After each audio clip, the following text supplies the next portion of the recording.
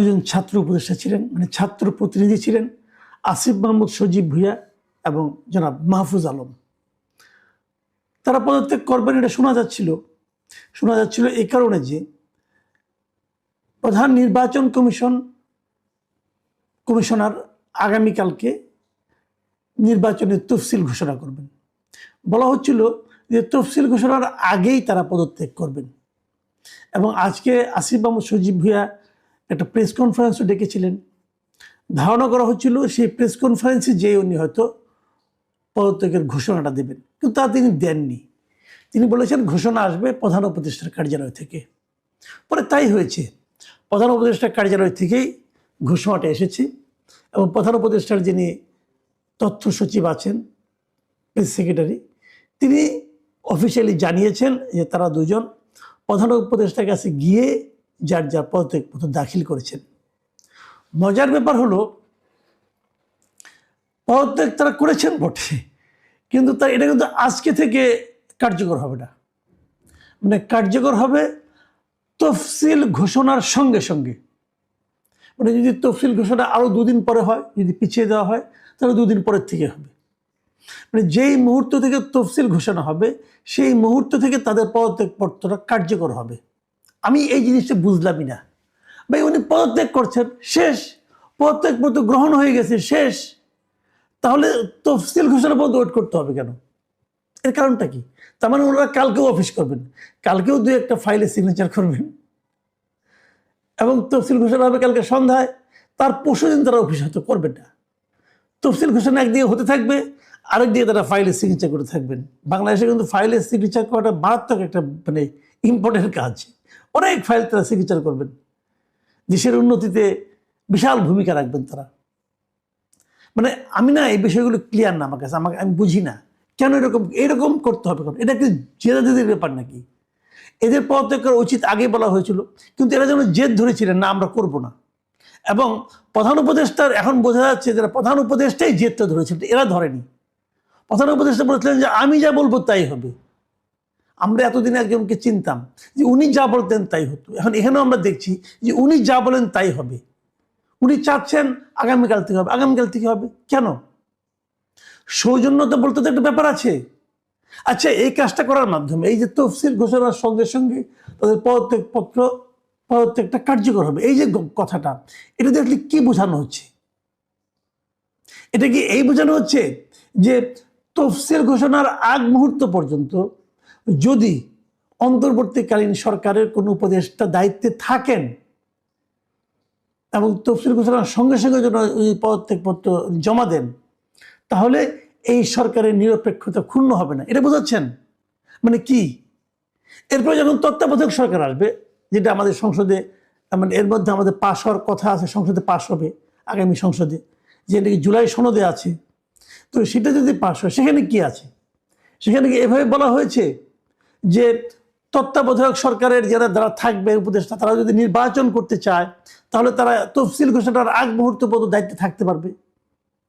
তাহলে তত্ত্বাবধায়ক সরকারের যে মূল যে বিষয়টা, মূল যে নীতিমালাটা, মূল যে বক্তব্যটা, সেটা কি? সেটা হলো নির্বাচনের সময় এমন একটা সরকার থাকবে যে সরকার নির্বাচনে অংশ নেবে না, মানে ওই সরকারের কেউ নির্বাচনে অংশ নেবে না, এবং কোনো দলের প্রতি ওই সরকারের বিশেষ কোনো রাগ, অনুরাগ বা বিরাগ থাকবে না। এই তো ছিল। এর জন্যই তো গত 17 বছর ধরে আওয়ামী লীগ বলেন, জামাত বলেন, এরা সবাই আন্দোলন করেছে। তো সেই আন্দোলনের ফল তারা কি পাচ্ছে? এরা কি দেখাচ্ছে? আপনারা যেটা দেখাচ্ছেন, ধরা যাক অন্তর্বর্তীকালীন সরকার, এরা যে সমস্ত কর্মকাণ্ড করেছে, তো এরাই তো আবার নতুন কিছু নিয়ম কানুন তৈরি করতেছে। তো যে নিয়মগুলো তারা তৈরি করতেছে, কেন তৈরি করতেছে? ওগুলি ভালো বলেই তো তৈরি করতেছে। তাহলে তারা কি মন্দটাই করেছে না তারা ভালোটাই করেছে? আমি ধরে নিচ্ছি তারাও ভালোটাই করছে। তো এইটাই কি আমাদের ভালোর নমুনা? এটা যদি ভালোর নমুনা হয় তাহলে আগামী থেকে আমরা এরকম ভালোই পেতে যাচ্ছি। যদি ওরকম ভালোই পেতে থাকি তাহলে সেটাকে আপনি নিরপেক্ষ নির্বাচনের মানে পূর্ব শর্ত হিসেবে কিভাবে বিবেচনা করবেন? আমি তো করতে পারি না। এই আসিফ মাহমুদ সজীব ভুঁইয়া স্থানীয় সরকার মন্ত্রণালয়ের দায়িত্বে ছিলেন এবং উনি গত কয়েক মাসে বিভিন্ন এলাকায় বরাদ্দ ব্যাপারগুলিতে উনি যে এখান থেকে নির্বাচন করেন, ওনার যে এলাকা, এই সমস্ত জায়গায় বরাদ্দ, ওনার যারা বন্ধু বান্ধব আছে তারা যে সমস্ত এলাকা থেকে নির্বাচন করছে, সেই সমস্ত এলাকায় তারা অন্য অন্য এলাকার তুলনায় অনেক অনেক বেশি বরাদ্দ দিয়েছে। কার টাকা দিয়েছে? সরকারের টাকা দিয়ে। ওনার বাবার টাকা দেয়নি, কিন্তু ওনার বাপের টাকা দেয়নি। ওনার বাপ বরং কন্ট্রাক্টারি করতে গেছিল, ধরা খায় পরে প্রত্যাহার করছে, প্রত্যাহার করে নিচ্ছে। তাহলে জনগণের টাকা উনি বিতরণ করতেছেন ওনার সুবিধা অনুযায়ী, আর পর আবার উনি আবার ইলেকশন করতে যাচ্ছেন। এবং সেটা হচ্ছে কি নিরপেক্ষতার একটা প্রকৃষ্ট উদাহরণ, মানে ডক্টর ইউনূসের কর্তৃক তৈরিকৃত নিরপেক্ষতার একটা ভয়ঙ্কর উদাহরণ হচ্ছে এটা। তো এই যদি হয় আমাদের দেশের নির্বাচন ব্যবস্থা নিয়ে, নির্বাচন নিয়ে, সরকার নিয়ে আমাদের চিন্তা ভাবনার প্রাপ্তি, মানে প্রত্যাশার বিনিময়ে এই যদি হয় আমাদের প্রাপ্তি, তাহলে আমরা আশাটা কার উপর করবো? ভাবুন, আর একটা কথা বলি, যখন পদত্যাগপত্র জমা দেন তখন ডক্টর ইউনূস কিন্তু কিছু কথা বলেছেন। আমি ডক্টর ইউনূসকে একটা কথা পড়ে শোনাচ্ছি। উনি বলেছেন যে সরকারের থেকে যে অভিজ্ঞতা তোমরা অর্জন করেছ তা ভবিষ্যৎ জীবনে অবশ্যই কাজে লাগাতে হবে। আমি তো ভয় পেয়ে গেছি। যদি এই অভিজ্ঞতা তারা অর্জন করছে, এটা যদি তারা ভবিষ্যতে প্রয়োগ করে, তাহলে তো দেশের 12টা বাজবে ভাই। তাদের কি অভিজ্ঞতা বলেন তো দেখি? নীলা মার্কেটে যাওয়া, হাঁস খাওয়া, হাঁস যদি না থাকে অত রাতে তাহলে এসে ওয়েস্টিনে খাওয়া, এগুলো অভিজ্ঞতা? তারা কি এই অভিজ্ঞতা প্রয়োগ করবে? আচ্ছা ধরেন তাদের অভিজ্ঞতাগুলি কি সোনায় মোড়ানো ছিল, এই স্বর্ণোজ্জ্বল অভিজ্ঞতা তারা করবে, প্রয়োগ করবে তারা? ঢাকা উত্তরের মেয়র নিয়োগ করতে হবে। আসিফ মাহমুদ সজীব ভাই নিজে চিঠি লিখেছে ইয়াকে, মানে জনপ্রশাসন মন্ত্রণালয়কে নিজে চিঠি লিখেছে তাকে নিয়োগ দেওয়া হোক। এটা অভিজ্ঞতা? এবং যাকে নিয়োগ দিয়েছে সে তাকে খুব ভালো জানে, সে লোকের মধ্যে দুদক এখন তদন্ত করতেছে। 1 বছর হয়েছে মতো দায়িত্ব, এর মধ্যে সে এগুলি শুরু করে দিয়েছে। উনি আবার হিজবুত তাহরিরও ছিলেন নাকি? তারপরে আসিফ মাহমুদ সজীব ভাই নিজেও কি ওই একই সঙ্গে ছিলেন, একই সংগঠন করতেন? এই সমস্ত প্রশ্ন করবে না? তাহলে আপনি কি করে জানলেন সে এত ভালো মানুষ? আচ্ছা ঠিক আছে, রাখেন। আর কি অভিজ্ঞতা অর্জন করেছেন উনি? অভিজ্ঞতা অর্জন করেছেন আগ্নেয়াস্ত্র নিয়ে বিমানবন্দরে ঢুকে পড়েছেন। ভালো কাজ ছিল, বলছে ভুল হয়ে গেছে। স্বরাষ্ট্র উপদেষ্টা আবার বলে এরকম ভুল হয়েই থাকে, যে বলে চশমা নিয়ে ভুলে ঢুকে পড়ে, এইভাবে সে নাকি অস্ত্র নিয়ে ঢুকে পড়ছে। অস্ত্র মানে গুলি নিয়ে ঢুকে পড়ছে, এবং গুলি কিন্তু আগ্নেয়াস্ত্রের অংশ, ঢুকে পড়ছে। এই অভিজ্ঞতা।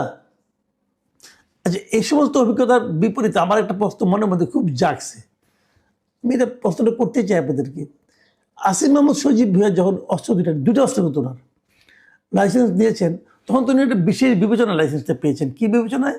যে উনি মন্ত্রীর পদমর্যাদার একজন ব্যক্তি, এই জন্য। আচ্ছা, অস্ত্র দুটো এখন কোথায়? যেই মাত্র সে কালকে পদত্যাগ করবেন, তারপরে অস্ত্রগুলির কি হবে? এগুলিকে উনি সরকারকে জমা দিয়ে দেবেন?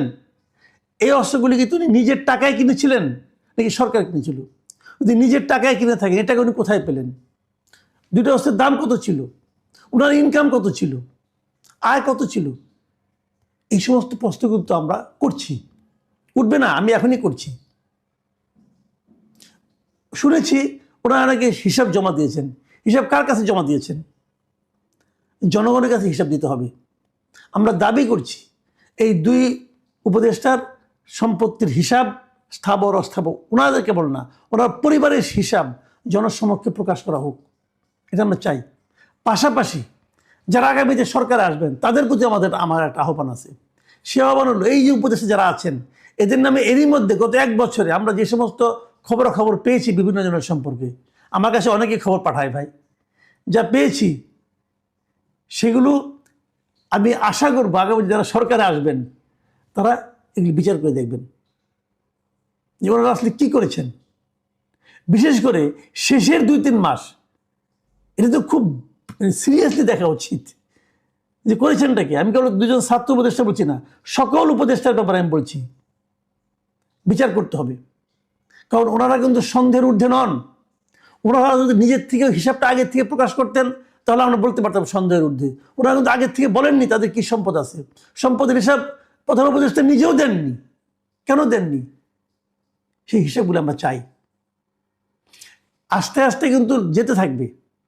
এবং আমি সর্বশেষ এই হিসেবগুলি দেখতে চাই, আমরা বিশ্বাস করতে চাই যে জাতির ক্রান্তিকালে যে সরকার আমরা নির্বাচন করেছিলাম, যে সরকারকে আমরা দায়িত্ব দিয়েছিলাম, সেই সরকারটা সুচারুভাবে সুষ্ঠুভাবে সেই দায়িত্ব পালন করতে পেরেছে।